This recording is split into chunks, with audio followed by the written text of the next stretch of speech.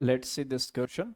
तो इसमें आपको बोला गया है if mass of potassium hydrogen oxalate, right, या पोटेशियम एसिड ऑक्सलेट भी हम इसको बोल सकते हैं, required to reduce 100 ml of 0.02 molar KMnO4 in acidic medium is x gram, and to neutralize 100 ml of 0.05 molar calcium hydroxide is y gram, then which of the following option may be correct?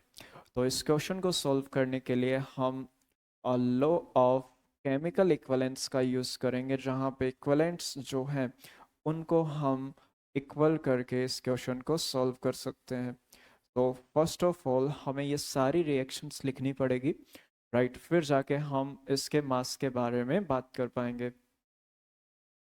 तो यहाँ पे हम इनकी reactions को लेके बात करें तो फर्स्ट वन है इसमें, पहले हमें रिएक्शन करवाना पड़ेगा KMnO4 के साथ। तो देखते हैं KHC2O4 का रिएक्शन हम करवाएंगे KMnO4 के साथ। तो KMnO4 जो होता है, जब ये रिएक्शन करता है एसिडिक मीडियम में, तो ये हमेशा Mn2 प्लस में चला जाता है। अभी Mn+7 में था, पहले Mn+2 में जाएगा, तो यहाँ पर जो कार्बन है वो +3 में, उसको वो ऑक्सीडाइज कर देगा और इसको कन्वर्ट कर देगा CO2 में। तो हमने क्या क्या प्रोडक्ट्स बन सकते हैं वो हमने बनाए हैं। यहाँ पे अगर चेक किया जाए तो यहाँ पे हाइड्रोजन+3 वाले स्टेट, ये कार्बन जो है वो +3 वाले स्टेट में है, राइट। और यहाँ पे जो कार्बन है it is in +4 oxidation number. यहाँ पे Mn2 प्लस की अगर बात की जाए तो Mn2 प्लस जो है ये +2 ऑक्सीडेशन स्टेट में है, और यहाँ पे Mn जो है ये +7 ऑक्सीडेशन स्टेट में है। ओके,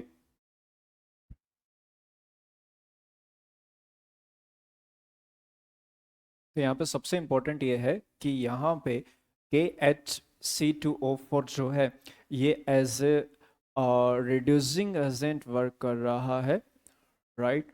ये किसी एसिड की तरह बिहेव नहीं कर रहा है। तो ये फाइंड आउट करना आपको सबसे इम्पोर्टेंट है, बिकॉज यहाँ पे कंफ्यूजन ये नहीं होना चाहिए कि ये एक H+ दे सकता है, बेसिकली यहाँ पे ये एसिड की तरह बिहेव ही नहीं कर रहा है। तो इसमें हम इनके सबसे पहले एन फैक्टर को लेके बात करते हैं। तो आ, अगर हम देखें तो यहाँ पे चेंज इन ऑक्सीडेशन नंबर जो है, दैट इज मैग्नीज का ऑक्सीडेशन नंबर जो है उसमें चेंज जो हुआ है इट इज इक्वल टू 5। और इसका एन फैक्टर अगर हम फिर फाइंड आउट करेंगे तो एन फैक्टर विल बी, इस मॉलिक्यूल में एक मैग्नीज है, हर किसी में चेंज 5 का है, तो इसका एन फैक्टर आएगा 5। नेक्स्ट आपके पास में यहाँ पे है कि ये जो K2 KHC2O4 जो है, इसमें अगर हम चेंज फाइंड आउट करें तो चेंज इन ऑक्सीडेशन नंबर जो है ये है 1 का, और यहाँ पे एक मॉलिक्यूल में 2 कार्बन है, हर किसी में चेंज 1 का है, तो एन फैक्टर 1 आएगा। अब जब ये रिएक्शन होगा कंप्लीट पूरी तरह से, तो उस केस में हम ये बोल सकते हैं इक्वलेंट्स ऑफ, राइट, या ग्राम इक्विवेलेंट्स या number of equivalents of KHC2O4 जो होगा it will be equal to equivalents of KMnO4। इन दोनों के इक्विवेलेंट्स इक्वल होंगे, एंड फिर इक्विवेलेंट्स का फॉर्मूला हमारे पास रहेगा नंबर ऑफ मोल, राइट, इसको मैं बोल रहा हूँ number of mole N KHC2O4, इसके नंबर ऑफ मोल इनटू इसका एन फैक्टर है 2। अब KMnO4 जो है उसके इक्विवेलेंट्स की बात करेंगे तो उसके नंबर ऑफ मोल इनटू उसका एन फैक्टर जो है दैट इज इक्वल टू 5। अब इसके नंबर ऑफ मोल हम कैसे निकाल सकते हैं? तो यहाँ पे जैसे इंफॉर्मेशन है वो हम फाइंड आउट कर सकते हैं, यूज़ कर सकते हैं इंफॉर्मेशन का। मोल ऑफ KMnO4 जो है इट इज़ इक्वल टू उसकी कंसंट्रेशन इनटू वॉल्यूम। कंसंट्रेशन 0.02 है, वॉल्यूम इसका 100 है, तो it is equal to 2 millimole,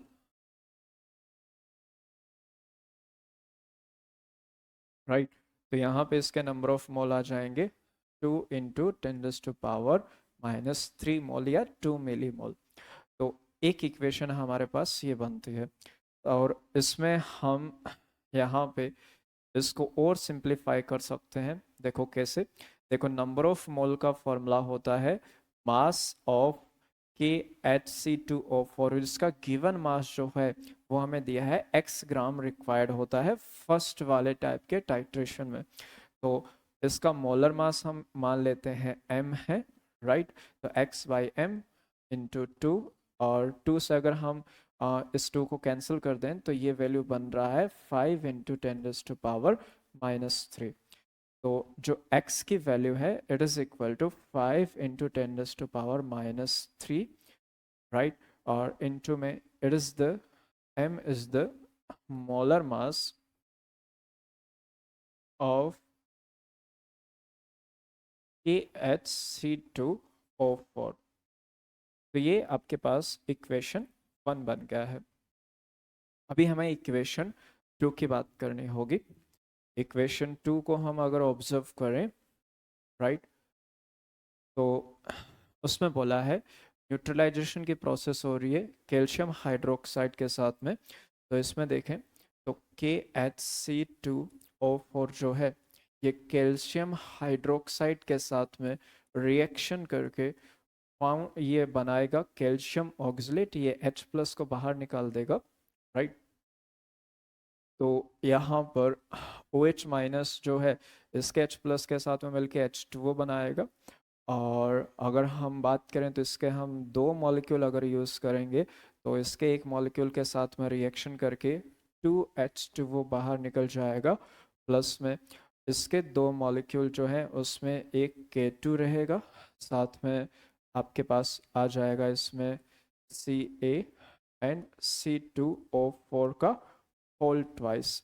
ये इसका एक बैलेंस रिएक्शन बन जाएगा, राइट। तो आप इस तरह से इस रिएक्शन को कर सकते हो, या फिर आप ऐसा भी बोल सकते हो कि इसका n⁻² है, इसका n⁻1 है, क्योंकि ये एक मॉलिक्यूल एक ही H+ दे सकता है। तो हम अगर ऐसे ही बात करें तो उस तरीके से भी हम बोल सकते हैं। तो ध्यान से देखें, दोनों ही मेथड सही है, लेकिन हम इक्विवेलेंट कॉन्सेप्ट का ही यूज़ कर रहे हैं, राइट। तो इसमें आपके पास जो प्रोडक्ट बनेगा दैट इज K2CaC2O4 प्लस बनेगा H2O। तो यहाँ पर हम देखें तो ये जो एसिड है ये एसिड की तरह बिहेव कर रहा है, ये बेस की तरह बिहेव कर रहा है। इसका एक मॉलिक्यूल एक H+ दे सकता है, तो इसका n फैक्टर जो होगा दैट इज इक्वल टू 1, और इसमें ये 2 OH- दे सकता है, तो इसके लिए n फैक्टर जो होगा that is equal to 2, right. अभी हमें इसमें बताना ये है कि इन दोनों के इक्विवेलेंट्स जब इक्वल होंगे तब इसका कितना मास हमें चाहिए होगा। तो equivalents of KHC2O4 will be equal to equivalents of calcium hydroxide, right. अब इसके इक्विवेलेंट्स का मीनिंग है इसके number of mole involve in this reaction into इसका n फैक्टर यहाँ पे 1 है। इसके नंबर ऑफ मोल हमें अगेन फाइंड आउट करने होंगे। तो इसके नंबर ऑफ मोल अगर हम बात करें तो मोल ऑफ कैल्शियम हाइड्रोक्साइड जो है इट इज इक्वल टू इसके कंसंट्रेशन इनटू इसका वॉल्यूम। कंसंट्रेशन 0.05 इनटू इसका वॉल्यूम है 100 ml, that is equal to 5 millimole, or you can say 5 into 10 raised to power minus 3 mole. So it will be equal to 5 into 10 raised to power minus 3 mole into इसका n factor होगा 2। अब इसके हम number of mole को इस तरह से again लिख सकते हैं। इसका गिवन मास हमारे पास था y, m इसका मोलर मास है, and it is equal to 10 into 10 raised to power -3। तो 10 into 10 raised to power -3, right. यहाँ से एक इक्वेशन अपने पास बनेगी y is equal to 10 into 10 raised to power -3 times m, और ये इक्वेशन 2 है। इक्वेशन 1 और 2 का हमें यूज करना है from equation 1 and 2।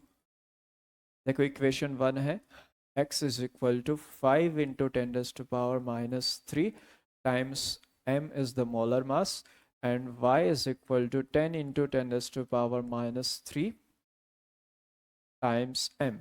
So x divided by y, अगर हम इन दोनों को divide कर दें, this one is equation 1, this is equation 2, then it will be equal to 5 by 10 into 10 raised to